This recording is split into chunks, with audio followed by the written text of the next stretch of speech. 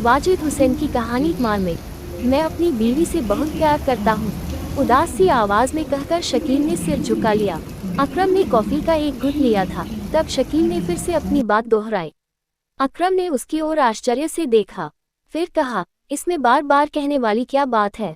मैं समझ सकता हूँ तुम सच बोल रहे हो, पर उसे मेरी बात पर यकीन नहीं आता। यकीन नहीं आता? क्या मतलब? मेरे ख्याल में तुम एक अच्छे सभ्य और शालीन युवक हो, तुम्हारी बीवी को तुम पर विश्वास करना चाहिए।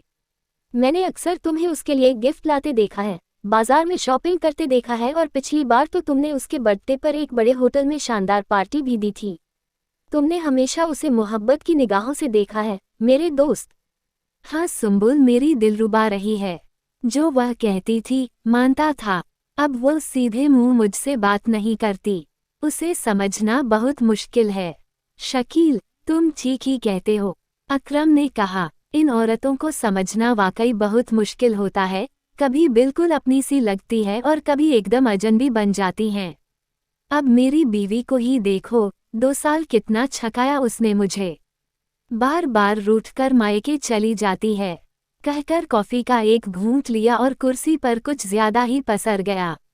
मन छोटा मत करो दोस्त, लो पहले ये रोस्टेड काजू खाओ। मेरे ख्याल में तुम्हारी बीवी वाकई अच्छी है। कितना ख्याल रखती है तुम्हारा, जान छिटकती है तुम पर। मेरी ने तो जीना हराम कर रखा है। मैं तुम्हें बहुत करीब से तो नहीं जानता, बस पिछले 2 साल की दोस्ती है हमारी, वह भी इत्तेफाकन, और आज 6ठी या 7वीं बार इस कॉफ़ी हाउस में मिल रहे हैं।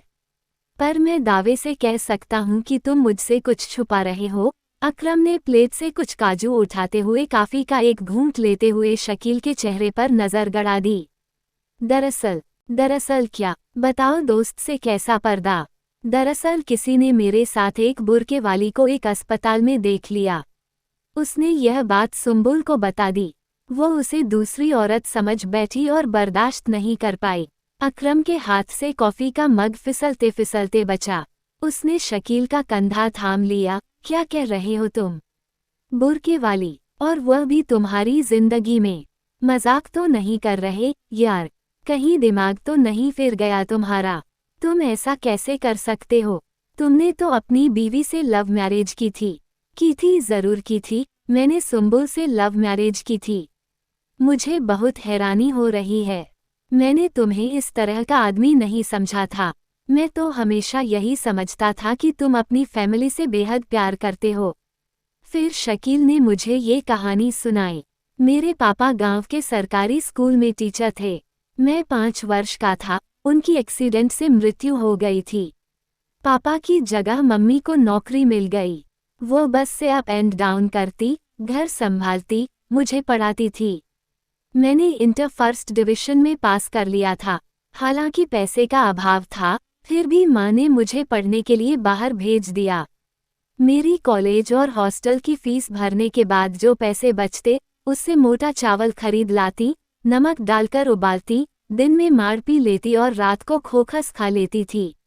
मैं SDM हो गया और माँ को लेकर सरकारी बंगले में शिफ्ट हो गया था। वो एक ही रट लगाए रहती थी। मेरी तबीयत ठीक नहीं रहती, सोचती हूँ बहू ले आऊं, मरने से पहले पोती पोते का मुंह देख लूं। हैदर अली मेरे बॉस थे। मैं ईद की मुबारकबाद देने उनके बंगले पर गया। हाथ में फूलों का गुलदस्ता लिए लहराते भूरे बालों वाले आकर्षक नौजवान को उनकी लड़की अपलक देखती रही और मेरा दिल उसकी भूरी आंखों और मक्खन से बदन पर फिसल गया। सुंबुल से मिलकर मुझे लगा जैसे बरसों पुरानी जान पहचान है, और मैं उसके कंधे पर झूलते भूरे बालों की गिरफ्त में आ गया। वो हाई प्रोफाइल गर्ल थी, पर मेरी पर्सनैलिटी और पोस्ट से इम्प्रेस थी। मैं साहब से फाइल पर दस्तखत कराने के बहाने उससे मिलने जाता और प्यार भरी बातें करता। एक दिन मैंने बातों बातों में उससे प्यार का इजहार कर दिया। उसने कहा, मुझे आप पसंद हैं, पर शादी नहीं कर सकती। लोअर मिडिल क्लास सास क्रूअल होती हैं, मैं बर्दाश्त नहीं कर सकती। मैंने रोमानियत के लहजे में कहा, सुंबुल माई डार्लिंग, मेरी माँ पढ़ी लिखी है, सरकारी स्कूल में टीचर है। वह तुम्हारे साथ प्रेममयी व्यवहार करेगी। यदि वह तुम्हारे साथ एडजस्ट नहीं कर सकी तो मैं उन्हें पुश्तैनी मकान में शिफ्ट कर दूंगा। बोल्ड बेबी, उसने गले लगते हुए कहा। इस शर्त के साथ हमारी शादी हो गई। शादी के बाद माँ टोका टाकी से बाज नहीं आई और सुम्बुल ने पलटवार का मौका नहीं छोड़ा। आखिरकार मैंने सुम्बुल से किया वादा निभाया और माँ को पुश्तैनी मकान में शिफ्ट कर दिया। सुम्बुल के हुस्न की किश्ती में सवार उसकी झील सी आंखों में सारी कायनात की सैर करता और माँ से बेखबर हो गया था। मैं मोटर से ऑफिस जाता, गेट पर एक बुर्का ओढ़े औरत से सामना होता। मैं सोचता, पता नहीं किसकी बात जो रही है, जो चिलचिलाती धूप, मूसलाधार बारिश, बर्फीली हवा भी इसके जज्बात के आड़े नहीं आती। कभी मुझे फरियादी लगती, जैसे मुझसे कुछ कहना चाहती है। एक दिन मोटर स्लो करके खिड़की में से मैंने उससे पूछा, कुछ कहना है? वो उतावली होकर मेरी ओर बढ़ी और हड़बड़ाहट में मोटर की चपेट में आ गई। उसकी दर्द भरी चीख से मैंने उसे पहचान लिया, वह मेरी माँ थी। मैं आनन फानन में उसे मोटर से अस्पताल ले गया। अस्पताल में डॉक्टर माँ को ऑपरेशन थिएटर में ले गए। मैं बाहर बेंच पर बैठा, पुरानी यादों में खो गया। खुद की गलाजत ने मेरे बदनुमा चेहरे को ढक लिया था। मन करता जमीन फटे और मैं उसमें समा जाऊं। डॉक्टर ने ये कहकर दिल का दर्द और बढ़ा दिया, आपकी मदर को गहरा आघात लगा है जिससे उनकी जीने की लालसा समाप्त हो चुकी है। उन्हें इलाज से ज्यादा सहानुभूति की आवश्यकता है। फिलहाल हाथ में फ्रैक्चर था, प्लास्टर कर दिया है। आप उन्हें घर ले जा सकते हैं। मेरे सब्र का बांध फट पड़ा और मैं फफक कर रोने लगा। मैं माँ को लेकर अपने बंगले पहुंचा।